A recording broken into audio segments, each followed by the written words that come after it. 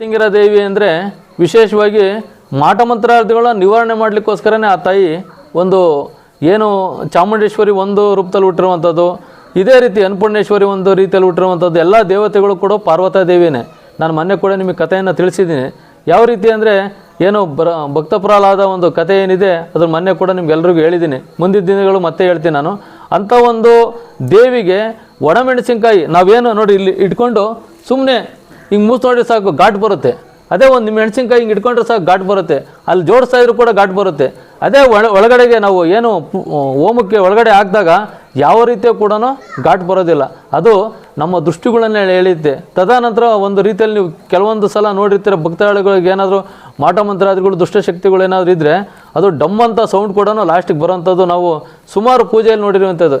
ಯಾಕೆಂದರೆ ಈ ಕ್ಷೇತ್ರದಲ್ಲಿ ಆ ತಾಯಿ ನೆಲೆಸಿರೋದ್ರಿಂದಲೇ ಈ ಒಂದು ಮಟ್ಟಕ್ಕಾಗಿದೆ. ಬಿಟ್ಟರೆ ನಾನು ಒಬ್ಬ ನಿಮ್ಮ ಥರ ನಾನು ಒಬ್ಬ ಮನುಷ್ಯನೇ ಬರ್ತೇ ಬಿಟ್ಟರೆ ನಾನು ಯಾವುದೇ ರೀತಿಯ ದೈವ ಸ್ವರೂಪ ದೇವ್ರು ಬರುತ್ತೆ ಅದು ಬರುತ್ತೆ ಇದು ಬರುತ್ತೆ ಅಂತ ನಾನು ಯಾವುದು ಬೂಟಾಟಿಕೆ ಆಡೋಂಥ ವ್ಯಕ್ತಿ ಅಲ್ಲ. ಈ ಕ್ಷೇತ್ರದಲ್ಲಿ ಬರಬೇಕು, ಎಲ್ಲರೂ ಪೂಜೆಗಳನ್ನು ಮಾಡಿಸ್ಬೇಕು, ಒಂದು ಒಳ್ಳೆ ರೀತಿಯಲ್ಲಿ ಸಂಕಲ್ಪ ಮಾಡ್ಕೊಂಡು ನಂಬಿಕೆ ಇಡಬೇಕು ಈ ಕ್ಷೇತ್ರದ ಬಗ್ಗೆ. ನಿಮ್ಗೇನು ಸಂಕಲ್ಪ ಇದೆ ಈ ಒಂದು ಪೂರ್ಣಾವತಿ ನೀವು ಹಾಕೋಬೇಕು.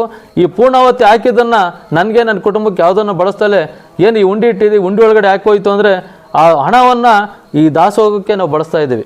ಹಾಗಾಗಿ ಹೆಚ್ಚಿನ ಸಂಖ್ಯೆಯಲ್ಲಿ ಬನ್ನಿ, ನಿಮಗೆ ನಿಮ್ಮ ಕುಟುಂಬಕ್ಕೆ ಎಲ್ಲ ರೀತಿ ಒಳ್ಳೆಯದಾಗಲಿ, ಮನಸ್ಸಿಗೆ ನೆಮ್ಮದಿ ಶಾಂತಿ ಸಿಗಲಿ, ಆರೋಗ್ಯ ಸಿಗಲಿ. ಯಾವುದೇ ರೀತಿಯ ಸಮಸ್ಯೆಗಳಿದ್ರೂ ಆ ತಾಯಿಯಲ್ಲಿ ಬೇಡ್ಕೊಂಡು ನೀವು ಹಾಕಿದ್ದಾಯಿತು ಅಂದರೆ ನಿಮ್ಮ ಜೀವನ ಪಾವನವಾಗುತ್ತೆ. ಎಲ್ರಿಗೂ ಒಳ್ಳೆಯದಾಗಲಿ. ಮತ್ತೊಮ್ಮೆ ನಮಸ್ಕಾರ ತಿಳಿಸ್ತೀನಿ. ಈಗ ಕ್ಷೇತ್ರದಲ್ಲಿ ಈಗ ಎಲ್ಲ ಒಂದು ಕಡೆ ಉತ್ತರದಿಂದ ದಕ್ಷಿಣಕ್ಕೆ ಒಂದು ನದಿ ಹರಿತಾ ಇದೆ ಅಂತೇಳಿ ಮುಂದಿನ ದಿನಗಳಲ್ಲಿ ಯಾವ ಥರ ಅಭಿವೃದ್ಧಿ ಮಾಡ್ತೀರಾ? ಭಕ್ತಾದಿಗಳು ಬಂದು ಸ್ನಾನಕ್ಕೆ ಏನಾದರೂ ವ್ಯವಸ್ಥೆ ಆಗ್ತಾರೆ? ಈಗಾಗಲೇ ಏನು ನಮ್ಮ ಮಾಧ್ಯಮ ಮಿತ್ರರು ಏನು ಪ್ರಶ್ನೆ ಕೇಳ್ತಾ ಇದ್ದಾರೆ, ಏನು ದಕ್ಷಿಣದಿಂದ ಉತ್ತರಕ್ಕೆ ಒಂದು ಪವಿತ್ರ ನದಿ ಹೇಮಾವತಿ ನದಿ ಹರಿತಾ ಇದೆ. ಅದೇ ರೀತಿ ನಮ್ಮ ದೇವಸ್ಥಾನ ಹಿಂಭಾಗದಲ್ಲಿ ಕೂಡ ಒಂದು ದೊಡ್ಡ ಕೆರೆ ಎಲಿಯೂರಿನ ಕೆರೆ ಇದ್ದು ಕೂಡ ಒಂದು ಪವಿತ್ರ ಕ್ಷೇತ್ರ ಆಗ್ತಾ ಇರೋಂಥದ್ರಲ್ಲಿ ಯಾವುದೇ ರೀತಿ ಆಶ್ಚರ್ಯ ಇಲ್ಲ.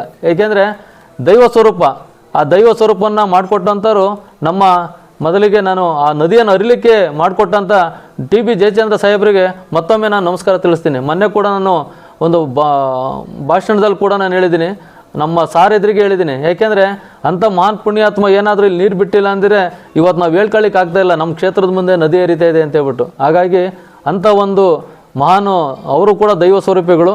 ಅಂಥ ಒಬ್ಬರು ದೈವ ಸ್ವರೂಪಿಗಳು ಈ ಭಾಗಕ್ಕೆ ನೀರು ಬಿಟ್ಟಿರುವಂಥದ್ದು ಮಹಾನ್ ಪುಣ್ಯ ಒಂದು. ಎರಡನೇದಾಗಿ ಎಲ್ಲ ರೀತಿಯಲ್ಲೂ ಈ ಕ್ಷೇತ್ರದಲ್ಲಿ ಯಾವ ರೀತಿ ಆಗ್ತಾ ಇದೆ ಅನ್ನೋದ್ರ ಬಗ್ಗೆ ಇನ್ನು ಮುಂದಿನ ದಿನಗಳಲ್ಲಿ ನೀವು ತಿಳಿಸ್ಕೊಡ್ತೀನಿ. ಯಾಕೆಂದರೆ ಈಗ ನಮ್ಮ ಮಾಧ್ಯಮದವ್ರು ಕೇಳ್ದಂಗೆ ಮುಂದಿನ ದಿನದಲ್ಲಿ ಆ ನದಿ ಪಕ್ಕದಲ್ಲಿ ನಮ್ಮ ಸಾಹೇಬ್ರ ಮುಖಾಂತರ ಏನಾದರೂ ಒಂದು ಮೆಟ್ಟಲುಗಳನ್ನು ಮಾಡಿಸಿ ಒಂದು ಸರ್ಕಾರಿ ಇದರಿಂದ ಮಾಡಿ ಮುಂದಿನ ದಿನಗಳಲ್ಲಿ ಅಲ್ಲಿ ಸ್ನಾನಕ್ಕೂ ಕೂಡ ವ್ಯವಸ್ಥೆ ಮಾಡಬೇಕನ್ನೋ ನನ್ನ ಒಂದು ಉದ್ದೇಶ ಇದೆ. ಅದೇ ರೀತಿ ನಮ್ಮ ಕೆರೆ ಹತ್ರ ಇಲ್ಲಿ ಕೂಡ ಸ್ನಾನಕ್ಕೆಲ್ಲ ವ್ಯವಸ್ಥೆಗಳು ಮಾಡಬೇಕು. ಈಗಾಗಲೇ ಶೌಚಾಲಯಗಳೆಲ್ಲ ನಿರ್ವಹಣೆ ಆಗಿದ್ದಾವೆ, ನೀರಿನ ವ್ಯವಸ್ಥೆ ಇದೆ. ಭಕ್ತರು ಬಂದರೆ ಕೂತ್ಕೊಂಡು ಊಟ ಮಾಡಲಿಕ್ಕೆಲ್ಲ ನಾನು ಕೂಡ ವ್ಯವಸ್ಥೆ ಮಾಡಿದ್ದೀನಿ.